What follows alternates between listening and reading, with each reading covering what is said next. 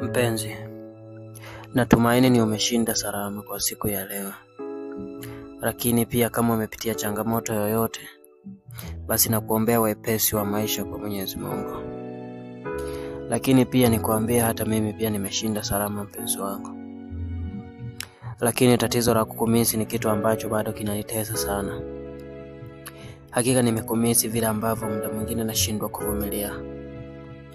Na kuna wakati najuta kuwa mbali na wewe.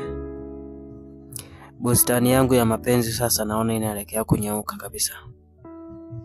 Kwa sababu mtu unayehusika na kuitunza ni yuko mbali nayo.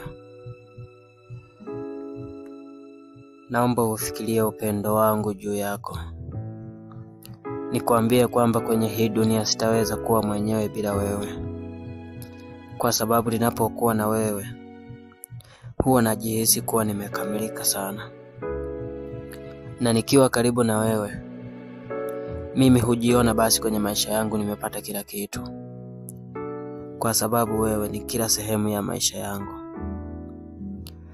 Hasa sehemu ya furaha ni umenikamata. Hakika unafaa kuwa malikia kwenye dunia ya mapenzi yangu kwenye moyo wangu.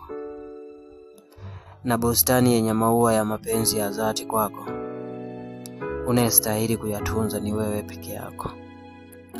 Mpenzi, pamoja na kuwa mbali na wewe kwa muda mrefu sasa, lakini kama bado sura yako sijaifuta kwenye akili yangu, na kumbukumbu zangu bado zinalitaja jina lako, sifikirii kama kuna siku nitaweza kukusahau na kukufuta kwenye kumbukumbu za akili yangu. Zaidi najitahidi kila siku kuweza kukukumbuka na kukufikiria sana, kwa sababu uwepo wako karibu yangu na uhitaji mno.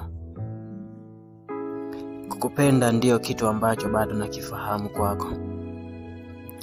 Na kukuhesabia mabaya bado ni kitu ambacho sikifikiria hata kidogo kwenye maisha yangu. Naomba uziamini hisia za moyo wangu, kwamba kwako moyo wangu ni umefika na unatosheka basi kupenda kwako. Mpenzi,